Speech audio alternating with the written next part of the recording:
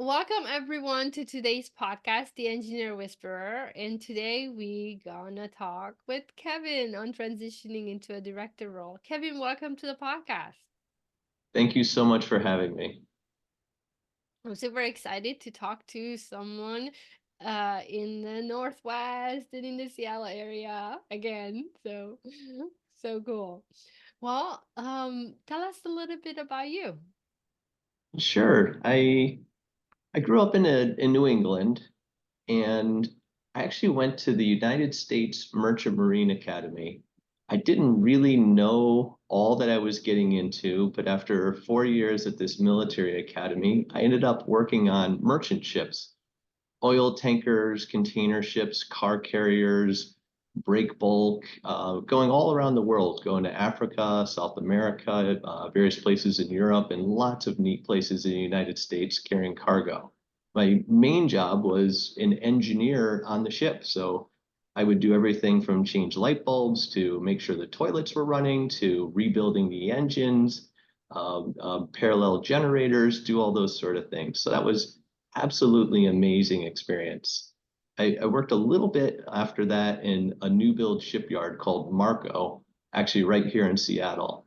And rather than these big giant ocean going ships, I ended up working on tugboats and little passenger vessels, pilot vessels, fishing boats, all these sort of things. And actually, for a little while, I was actually able to work as what's called a boiler maker, and that's welding on the pipes to try to keep all the fluids inside. From there, I went up into the engineering office. After a few years of that, I transitioned over to Gloston, my current company. I've been here for actually 23 years, so it's been super exciting. And I'm the director of research and development here, and we design ships.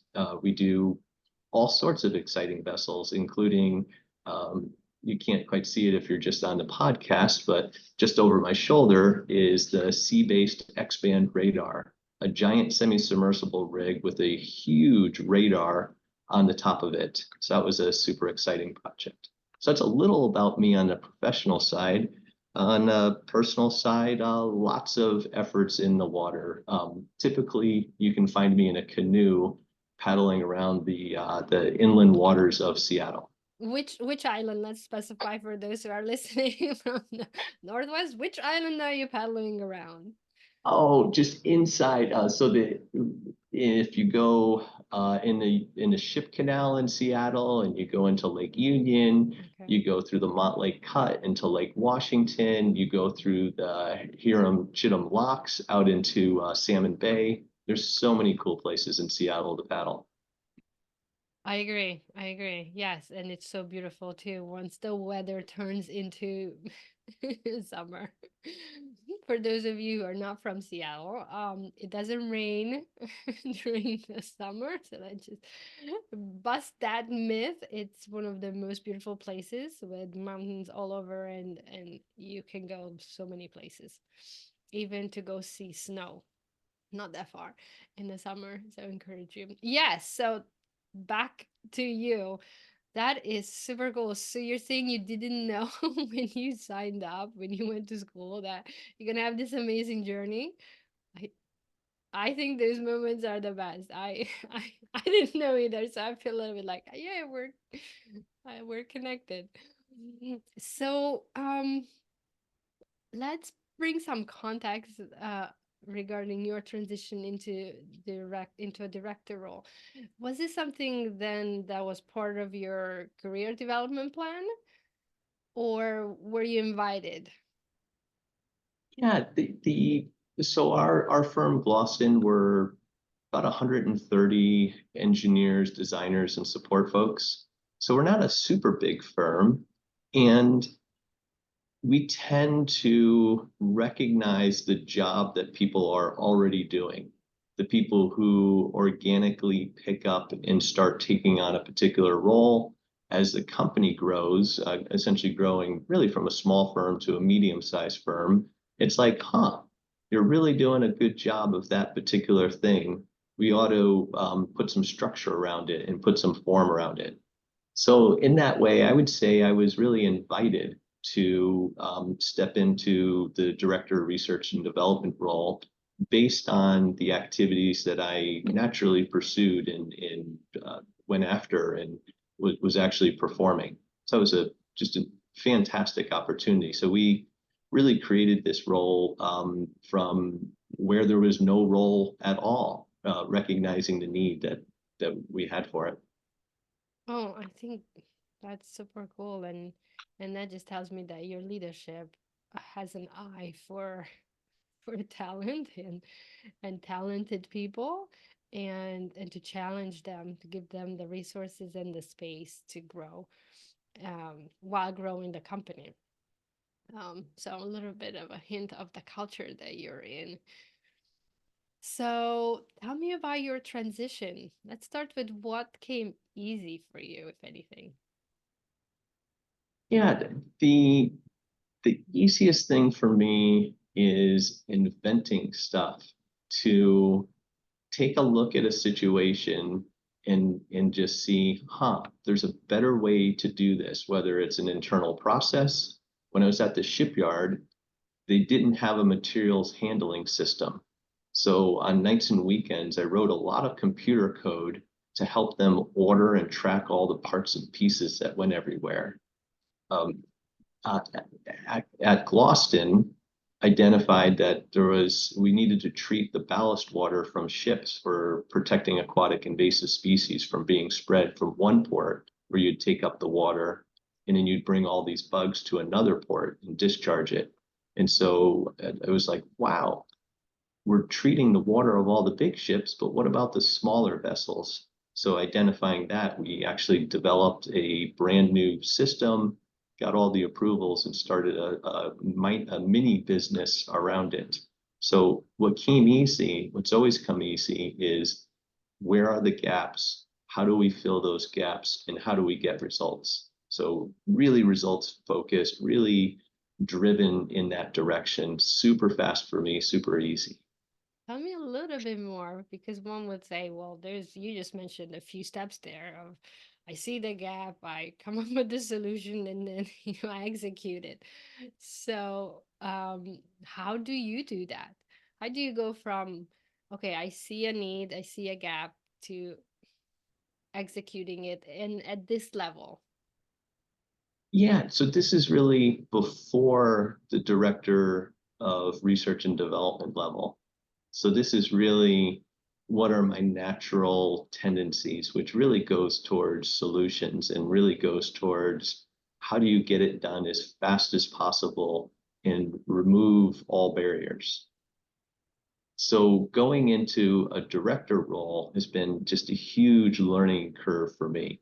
So in the director role, it's about facilitating others, about trying to create the space. One of the biggest challenges for me is sitting around a room with folks, and a solution might pop into my head, and to just sit on it, just Oh, sit yes. there and see what solutions come out from the team. And every single time they're better. The solution I might have could get us to the end goal, but the solution that the group comes up with is going to be address so many things I wasn't even thinking about. So going into director role, that's the tough challenge for me. So do you still see the gaps then? You identify the gaps and bring it to the team, and then the team collaborates and the solutions, or are other people also bringing gaps? It's really both. So in lots of little tricks that I've adopted really recently, just over the past couple of years, when I identify the gaps, I jot them down on a little piece of paper and usually down at the bottom. So that way I'm satisfied that that gap won't get forgotten. So sometimes the group will identify that gap and others that I missed. And I don't worry about it because in the end, I'll circle back and say, oh, well, have you thought about the regulatory approvals that might be required? Or will this particular part be very long lead time to source?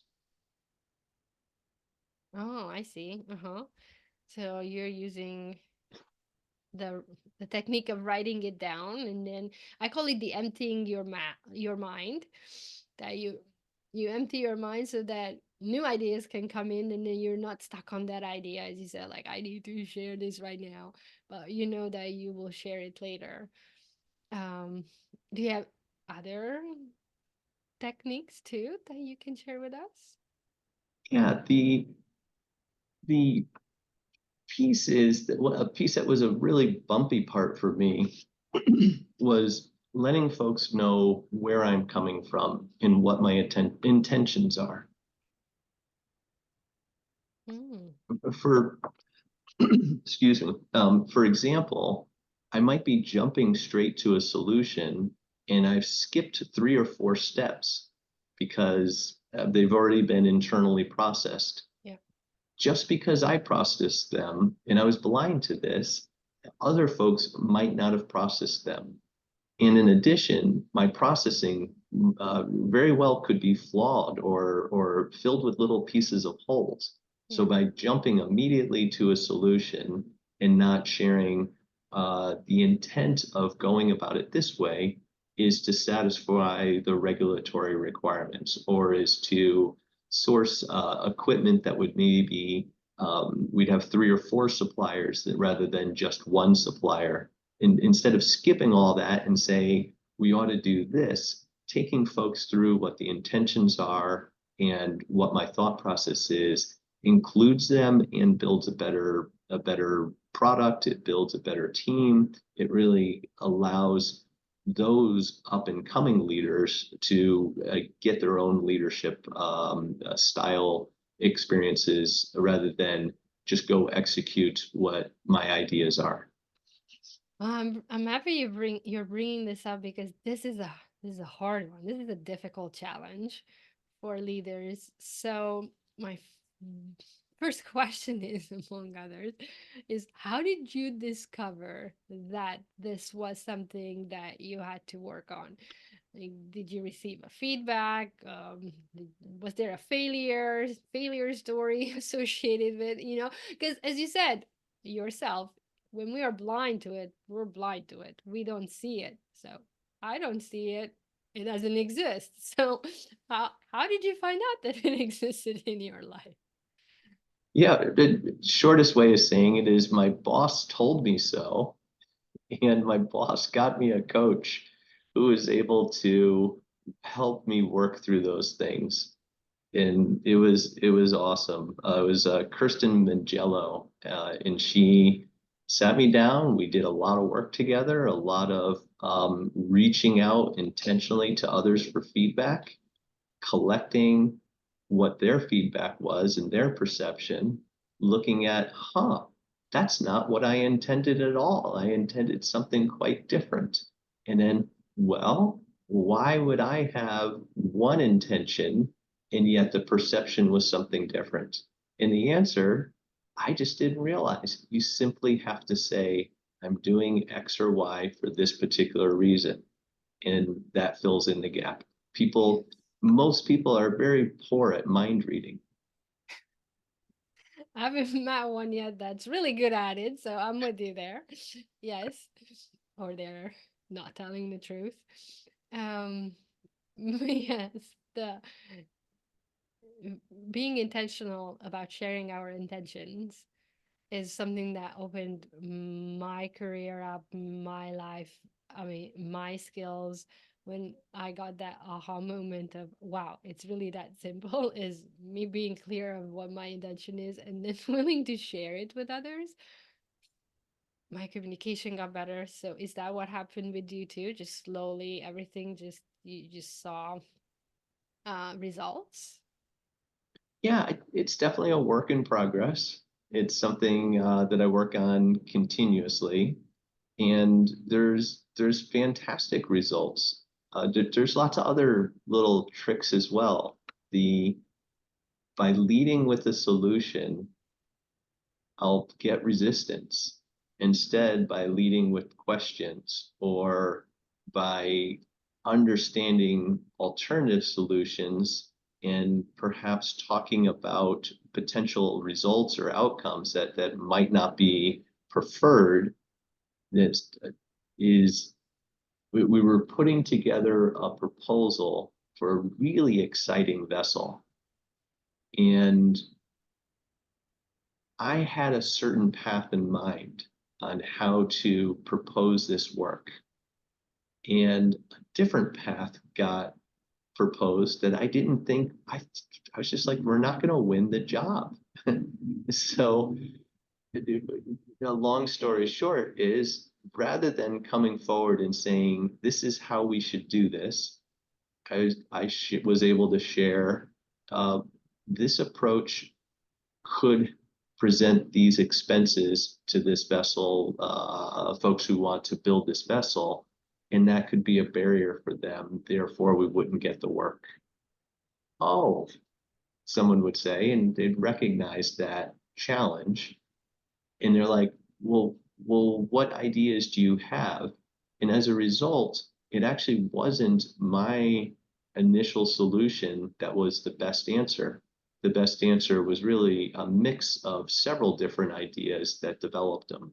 Because that's a shortcoming I have. Once I find an answer, it's like, oh, that is it. And I'm going to hold on to it really tight.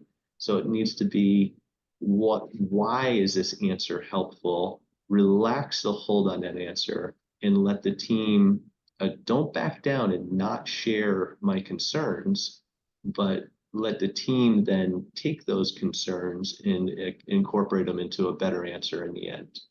We're Yeah. still waiting to see if we win that job, though. Yeah. Oh, okay. Well, fingers crossed. You let me know.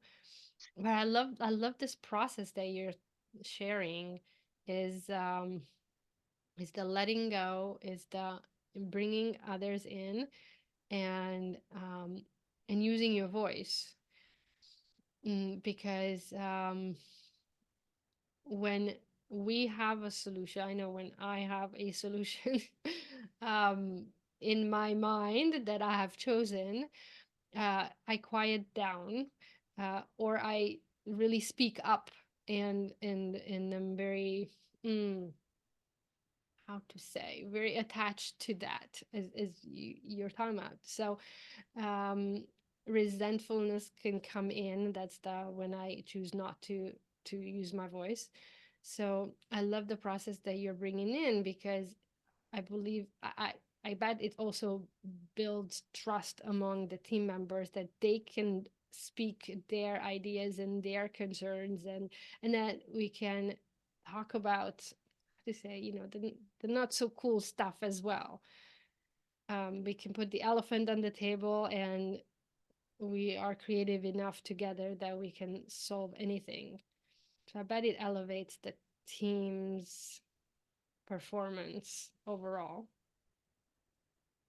It does, and there's some wonderful cases where, particularly with associates that haven't been on board as long, where you can, my most enjoyable thing is presenting challenges that I don't have a solution for, and then putting a team around that particular challenge and seeing what they come forward with and being in the position to really ask questions in support.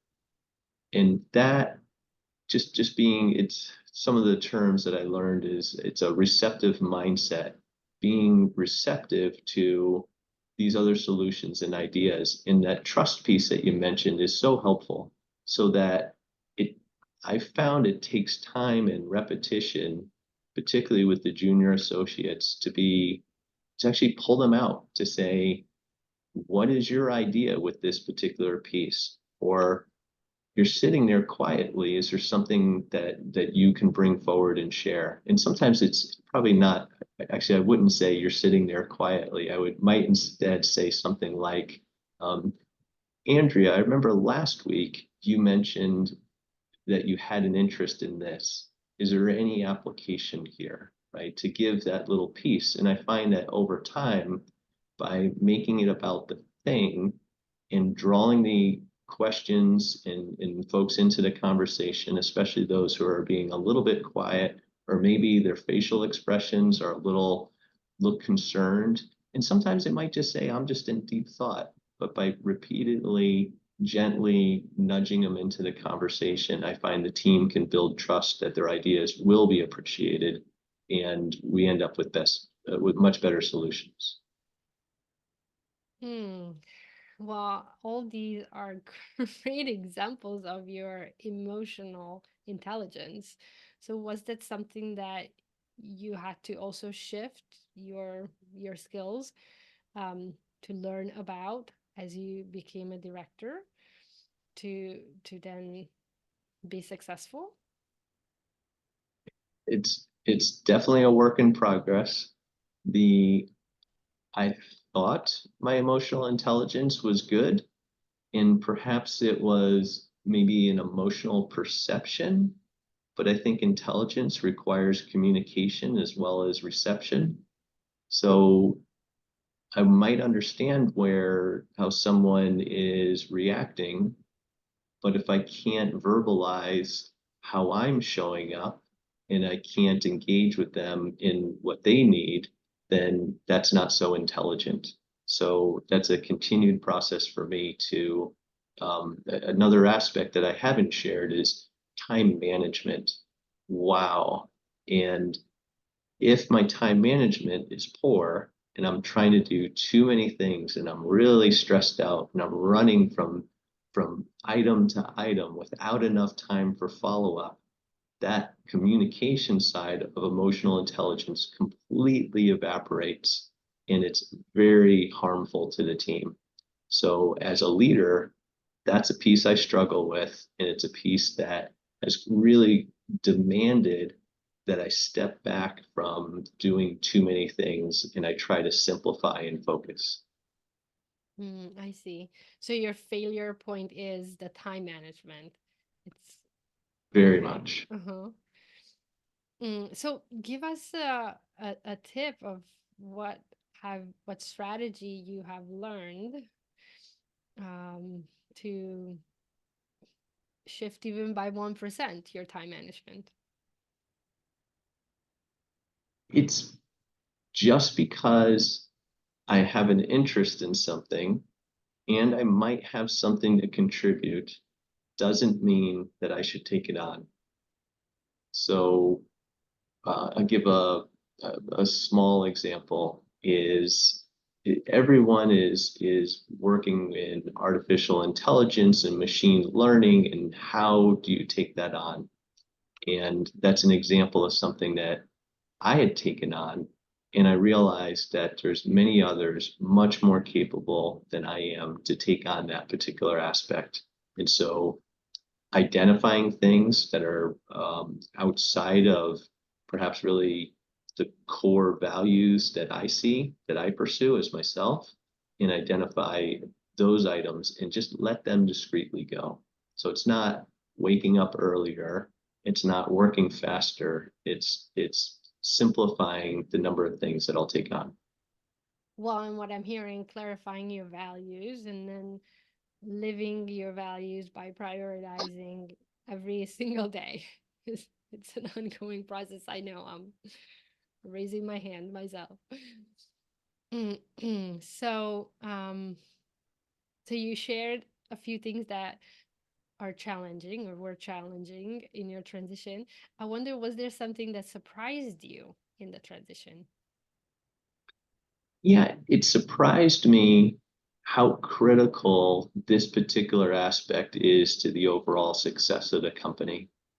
This was the company had always done research and development informally, but it was never a formal part of, we're consulting engineers that literally design boats and ships.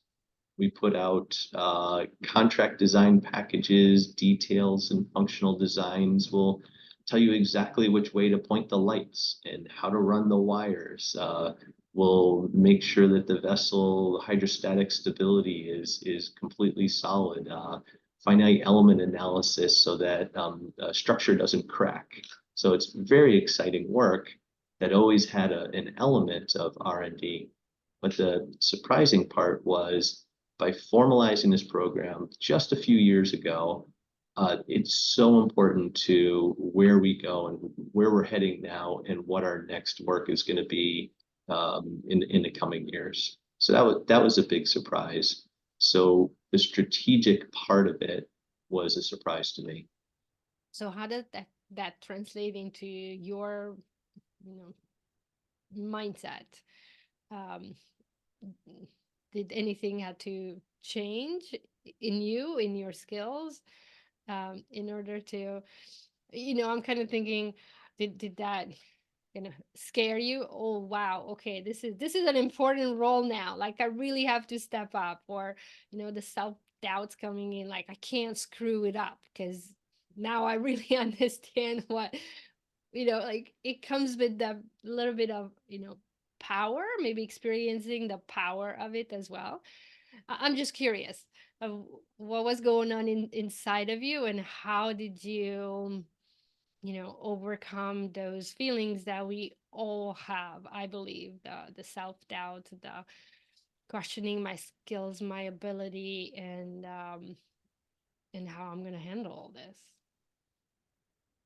Yeah, this was a lot about alignment with the company's strategy. And can we come forward as a research and development group with things that will matter? Can we come up with the things that are research and development? So many things fail. That's part of the process. And gaining one confidence that we're pursuing the right things. And a real hard one for me is when the leadership team as a whole decides not to pursue things. And it's like, no, that's an important thing we need to pursue. Or the leadership team's like, we need to pursue this thing. And you're like, no, that's not a helpful thing to pursue. And so for me, the challenge is letting go of those thoughts and instead all the way back to, wow, if we pursue this particular thing, that means there won't be budget for these other priorities that we have. Communicate that, and then just accept the answer that the team really did put in the work to decide what are the priorities, accept those, let the things that you're not going to pursue go. Maybe, as you said, clear the head of certain baggage, make room, and then for the things that you are going to pursue those diligently. That was the surprise and the challenge for me. Yes, I call it that commitment. Really commit to that alignment and to the mission of the company, of the organization, and then of your team. Mm, I Thanks for bringing that up. I think that's a very important topic to touch on, because in my discussions with engineers, it's always comes up of how am I making the right decision? And my answer and my belief is that the right or the wrong decision between those two, the only difference is the commitment level. Because if you commit to the wrong decision, you're gonna make it have a successful outcome. So then when you look back, or someone's looking back at what you achieved, they would say, oh, you made the right decision. And even though you're like, no, no, back then I did not. But I committed to the outcome, to making it right. So that's what I hear. That's what I hear. And it's so powerful. I want to emphasize that's so powerful, when a leader says that, when a leader feels that way and then behaves that way, takes actions from that place of I'm committed to both the success of the company, and then to support the team that's behind me, that is my team. Builds so much trust, and yeah, I think that's why people stay with companies long, and the whole follow the leader, and all that is happening. Well, Kevin, as we're coming closer to our end, tell us, what transition are you going through right now? It really builds on your earlier question or what I was sharing earlier about being overcommitted. So in that, I'm really trying to align what I take on with my own values. And I found it extremely powerful to just do a values alignment exercise.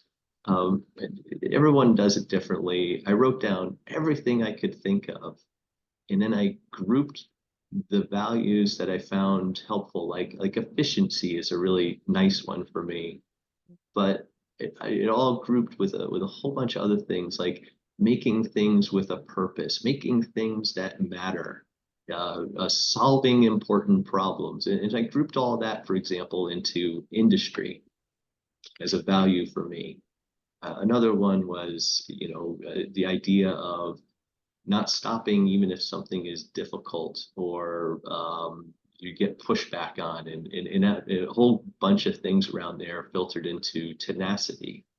So what I'm working on now is really understanding and putting into practice my own values and aligning the things that I do as director of research and development at Gloston with those values. So that's exciting for me because I it helps me really make sure that I'm just living as a single person, that how I'm showing up is authentic if the values in my personal life, the values that I'm developing and caring about over time, and what I'm doing at work all match up. Wow, thanks for sharing. I'm curious, did you do this practice with the value alignment when you started the job, and you took on the role, or was this as you worked with that coach that you mentioned and as you grew in the role? It was absolutely working with the coach. It's such a straightforward thing to do, but I never took the energy. I didn't see the importance. And now it's a bright light. It's like, wow, how do I make sure that how I'm showing up is aligned, which then is comfortable. Perhaps it's if I'm doing activities or aspects that uh, don't align with the values, and this doesn't mean like a good and bad sort of thing. It's really alignment. Yes. When it's aligned with what's important to me, it feels really comfortable and meaningful, and that's a great place for me to be. Yeah, peaceful. I would use that word too. It's very, very peaceful to wake up in the morning and know I'm in alignment, as you said, or um, there is an alignment, and I'm also peaceful because I know how to get back into alignment, and probably that's the case with you too. So it really reduces the stress exponentially. So, oh wow, thank you for bringing that in too. I wonder if this spills over into the team that you work with. Do you is this maybe, I don't know, a practice that other leaders do too? I'm just wondering, as of, because this would be so cool to also share at all the other levels of leadership and in individual contributors. The earlier, my belief is, the earlier people align their values to their to their role, to the job, to the company's values, the earlier you get this peace and enjoy. It's not something that we're actively doing, and it's a great idea. Thank you, Andrea. Oh, okay. Yes, I think it would be. I feel that you're ready to share it with, well, at least one person. Let's just take the scariness out. Don't go share it with 150 in a row. That's not what I meant, Kevin. Um, Probably we're gonna hear about that if you do that. But no, I mean just. it would be powerful. I feel that when you talk about it, that it comes with energy. So that an empowering energy. That would be, I think, so fun for you to share it with one person to just see what happens, what their response would be. Um, all right. Well, I didn't know I'm gonna give you a homework or something to think about. So that's why these podcasts are amazing. Well, Kevin, I would like to give the mic back to you to close us out. What would you like to leave us with today? I know we talked about a lot of things, but I Yeah, have a feeling that you have something that you wanna say. I would simply share that folks have the opportunity, I had the opportunity to take something that I was successful at, coming up with ideas and pursuing them with vigor and grow it into a real leadership role. And in doing that, it did require me to really ask for and get help so that how I'm pursuing things could shift over time to the role of a leader. Being a leader doesn't mean pursuing things more vigorously and more stronger than I did when I was coming up through the ranks. So that asking for help and getting the guidance, being open and receptive to those things is the essential next step, or at least it has been, is being the essential next step for me. Oh, thank you. Thank you. Keep pursuing what you love to do and keep asking for support along the way. And then you will find, just like you did, Kevin, a place that you love being at and in alignment with your values. Well, on that note, thank you very much for being here. Thank you for your time, to sitting down with me today. And yeah, it's been an honor. Thank you again. I really appreciate the chance to share, and I really appreciate your show. Thank you.